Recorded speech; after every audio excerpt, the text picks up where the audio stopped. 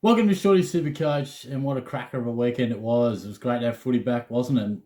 It was madness. It seemed like every time I checked Facebook, AFL website, there was just another fantasy relevant player being best on ground or putting their hand up. It was pretty crazy. So I've got a list of names down in front of me. Practice games all over the joint. No particular order. They were just sort of the games that I happened to look at first because they just seemed to mould all into one. And it's a shorty doubleheader. I had the video up earlier tonight and got one today. So 2 loads of shorty in the one night. It's comments like that could have me taken off YouTube, but we'll push on. So we're going to look at just a few names. We're not going to go into like crazy detail on the stats. And before I do, Shorty's going live on Wednesday night, 9 p.m. So yeah, if you've got a question for me, preferably keep it to Supercoach. But I'm always open to chat about whatever. But 9 p.m. we're going live. It's something I want to do a bit more, sort of engage a little bit. I used to write back to every single comment. Back when I wasn't working as much and that sort of thing, where it's just difficult now and that sort of thing. So I'm hoping this can be an avenue to sort of engage a bit more, and it won't be the last one that I do. So, if you can't get to it, don't stress. But hopefully we can get a few people there. And yeah, I'm hoping it's something that can be used a bit down the track. But let's get stuck into it. Going to look at Brisbane and Gold Coast off the top. And it was Joey Danaher, wasn't it? I mean, 233k. He certainly had me thinking. And he's got me thinking. Do you have him in your side? Let me know, because I think you've got to seriously at least find a way to, if he does it again this week, know that you've got a way to get him in, because he booted 4, albeit Jesus Christ, albeit on a pretty weak Gold Coast back line. They didn't have some key pillars back there, but it was just the way he did it. He looked fit, he looked sharp. And I did a bit of a preview, a bit of a discussion on the likes of Zeeble, Danaher, and Dow and Impey, sort of mid-priced forward options. Check that out. It's probably up tomorrow or Wednesday. I'll really delve into that deeper. But Danaher, we've got to consider him. We just have to. 233k in a great side. He's had a great pre-season. He doesn't have to average 90. He's just got to be good enough to earn us a bit of coin. So Eli Smith as well. Looks like he's really firming for a round 1 debut. My Brisbane man, Jack Watson, he is telling me all the good things. He's telling me there's a really good chance to debut round 1. So he could be a sneaky little, I think he's 123k in the midfield, so should get some opportunity. Cam Rayner, playing through the midfield, love that. So you really got to like the look of that. He looks lean, he looks fit, and it looks like he's going to get the opportunity, which I've been big on, and I hope he does, because he's in my side at the minute. And Lachie Neale, it's just great to see him get through the game. I was a little concerned just with the calf injury. Calves just sort of concern me a touch, but by all reports, looked all right, looked fine. Just the Lachie Neale of old. So that's what we want to see. Matt Rowell, they said he was a bit rusty, but look, a lot of you guys are backing him in. I'm personally not, but I wonder what you think after that. Did you want to see more? Are you a little concerned? Are you changing your tune, or are you still happy? Let me know. And I didn't really see much going on for the Gold Coast. And look, I've got to stress, I barely saw any of these games. I tuned in to occasional streams and that sort of thing. But this is more or less just me doing some research and what other people have said. So, and I think Noah Anderson, I just wanted to mention, I think it's sort of been a bit of a sleeper. Not too many people talking about him, but I think he could have a massive year. Everyone's sort of talking about Rowell and Rankin. I think Anderson's the guy this year. Not that he's Supercoach relevant, but I reckon he's going to go huge. And I'll tell you what, did I have a swagger up when Paddy Dow tore it apart? I've copped it before for pumping his tyres up, and I know it's just one little practice game, but gee whiz, he went from about 4% ownership up to 20 odd. And I'll tell you heard it here first. Paddy Dow, he's a star. I told you he could play. It's just a practice game, but if he can do anything like that in the real stuff, he's going to be a tasty little buy at 200,000. And the Blues took on the Bombers, and Cripps looked good, Zach Williams looked good. Tell you what, Blues fans, they are up and about. Their membership's like over 70,000, and makes me sick a little bit, those cocky Carlton fans. They're coming back, they're cock-a-hoop. I'd love to see them fall in a heap. But I also want Dow to play well. I want Williams to play well. So I'm a bit torn there. And I didn't really see too much going on in this game. I mean, for the Bombers, don't know, Nick Cox apparently, was quite appealing, showed a bit. He's a defensive rookie. I think he's like 180 odd K, something like that. But yeah, I didn't see stacks going on in this game. It was just all about Dow. It was hard to find out anything else, which personally I was a bit like, far out, keep a lid on it, boys. I was really confident in Dow. All I wanted to see was some good signs, but he was best on every man and his dog's been jumping on. But nonetheless, North Melbourne and St Kilda, again, not stacks from this game, but Tommy Highmore I thought was definitely, I saw a bit of this game and he looked composed, took some nice intercept grabs, and he just looked like he belonged and he looked confident. So at the moment, he looks the goods for a round one debut, and he's a nice cheap little rookie in our back line. Mason Wood, 223k, he looked like he found a nice little spot, but surely not. Surely we couldn't be tempted by that. But, I hope for at least, we're not going to pick him, surely, but at least for his career, I really hope he can find a spot. After really struggling, a lot of talent, but hasn't fulfilled it yet. Paul Hunter, 102k. Ruckman, obviously Rowan Marshall going down, clearly looked all right and might, if they still look to go that two-prong attack in the ruck, he may well get a chance. And Jack Bytel, again, I'm not saying pick him, but at 280k, I just really like him. I reckon he could really see an increase in his numbers. I'm not saying pick the bloke, but he might be a little sneaky one for your draft. Just so those sort of guys are handy to just keep in mind. For North Melbourne, they didn't put in a great performance, struggled a bit. Tom Powell was really impressive as a rookie. Don't get sucked into Jaden Stevenson, please. Whatever you do, don't pick the bloke. It's all I've got to say. Absolute trap. Dom Tyson, pushed his case, but I think there's a bit too much going on in that midfield at North. He's cheap-ish, and we know that he's got some talent, but I just think he's a bit of a journeyman, isn't he? After he was picked up early in the draft, and he's just never found it. Giant, then a demon, and now at North Melbourne. But again, a bit like Mason Wood, I hope he can get his career on track, but I doubt that we'll pick him. And just a little random one, a bit like Bytel, Taron Thomas. Don't be surprised if he really shows a lot this year. You'd probably be very ballsy to pick the guy, but he's a silky smooth operator, and I really like watching him. Again, just keep him in the back pocket for your draft side, because I think he's got a spike in his numbers. Sydney and the Giants, again, I'm pumping my tyres up tonight. All right, Dow, I'll let you know about. And Callum Mills, buy me a beer at the bar, would you? I'll let you know about him 3 weeks ago. Come on. In the midfield, he looked the goods. Some people are still saying he's a trap. Give me a spell. I reckon he's going to be a star this year. I've got him in the back line, and I'm super confident about it. He was picked early on in the draft as well. Highly touted player. What was he? Academy pick or something. Superstar on the rise as a midfielder. He's had a very long apprenticeship in the back line, but it's time now. I'd jump on board if I was you. Braden Campbell, really impressed. Highly touted youngster. Apparently really composed. Great ball user. Something we've got to consider. And Errol Goulden. Honestly, I wouldn't have ever heard of the bloke. There are a lot of players in the AFL, and basically every one of them, I might not know what they look like, but I know their name. You could have knocked me over with a feather with that sort of operation. Errol.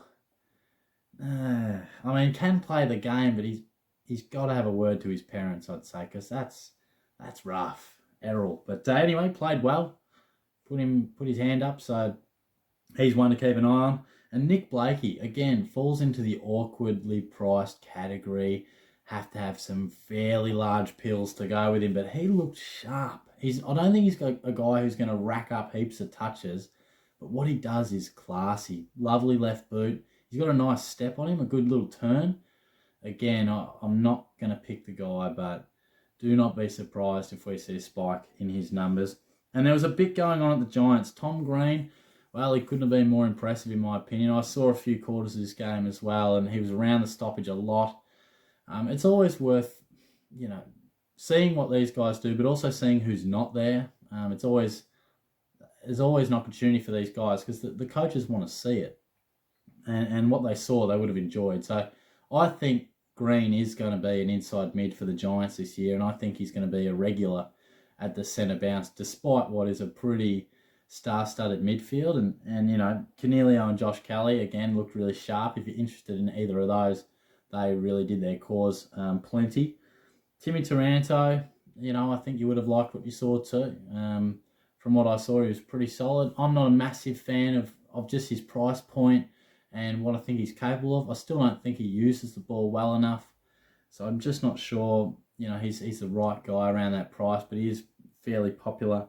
And Matthew Flynn, of course, again, with Bruce going down, provides opportunity, and he seems to be a guy that is holding his own and really pushing his case for round one. So we could have some options in that R3 position, which is sort of historically just a floating donut to use as a bit of a VC loophole kind of operation, but we might be able to get some coin out of it this year by the looks of things.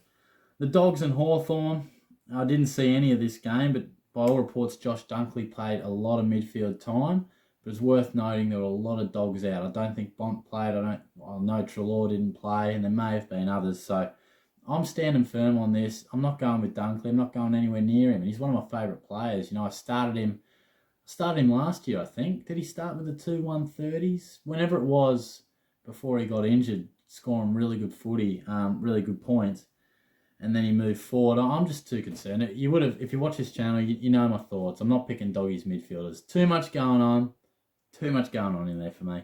Steph Martin and Tim English, they shared the ruck, both spent time forward. Martin's going to be a solid pick. He's not for me. He's not for me. I just think he's a bit of insurance for English. I still think they're going to promote English more than Martin. And I just don't know if he's going to get in that centre bounce enough. I think it'll be a real even split. And I just think there's probably better options out there. And a lot of people will go Gawn and Grundy. But he is cheap and he is proven, but I think he's in the latter stages of his career. And I just think his best footy's well and truly behind him. But over at the Hawks, Tom Phillips apparently played quite well. Again, he's not really for me.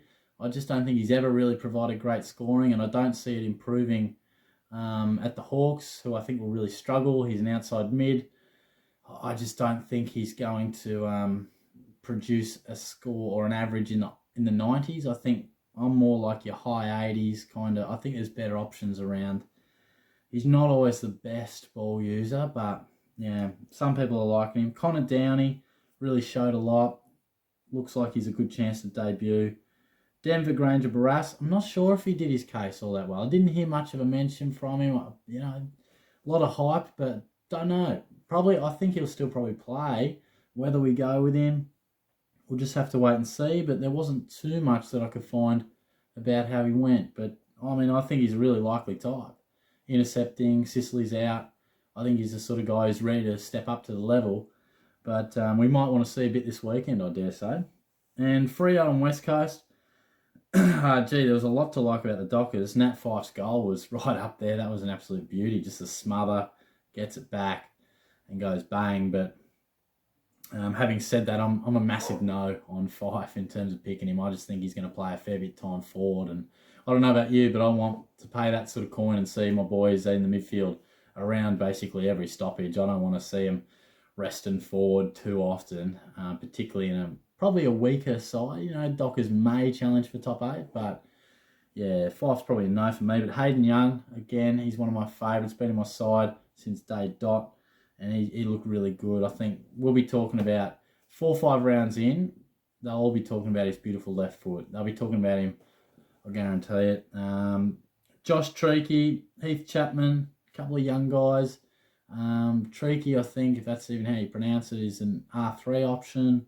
He's like 102k. Chapman's about 148, I think, in the back line. And again, they've impressed throughout the pre-season. I'm not sure on their scoring potential. I think they're both key types. But again, I haven't really seen them play too much. But they've had good pre-seasons, so put themselves in line. Adam Chera, massive fan of this guy, but he did go off with calf tightness. It's got to be a slight concern, but this kid is going to be a star. We'll probably talk a bit more about Sarong and a couple of other guys in there, like Brayshaw got a bit of limelight last year. And so did Chera, to be fair, but I reckon he could be the best of the lot, of the Dockers coming through. Over at West Coast, Liam Duggan's provoking a bit of interest, but it's just a no from me. I mean, there's a bit of talk of midfield time, and I'm sure he'll get it, but I don't know. I just don't like the price point. I don't see enough of an upside, and he's just not that cheap. Like, he's sort of, maybe cheaper than what he'll produce, but I don't think he's going to go bang. I don't think he's going to explode. But look, his numbers will probably increase, but there's a lot going on in that West Coast midfield. I personally don't like the option. It's not to say he's a bad pick, but he's just not for me. Alex Witherden played. Apparently didn't use the ball super well, but again, I'm thinking once Hearn retires, he'll come into his own as an Eagle. It's not for me this year, but I reckon he'll be a guy we look at down the track. Been saying that for a while about him. Geelong and Collingwood, didn't see stacks from the Cats. I think the main thing was that Dangerfield got through, played on ball, looked great, because a couple of weeks back, a lot of concern about his groins. Would he even be right for round one? And all of a sudden, he's starting in the centre bounce, ending up Jeremy Cameron. So I was pretty pleased by that, and I think now that we've seen that, I think you've just got to lock him into your forward line. Plain and simple, I reckon. Jordan Clark, absolutely love what he does. Massive fan of him. Like Hayden Young, been in my side since day dot. I'd be getting him in. Geelong should be playing him. They need a guy like him.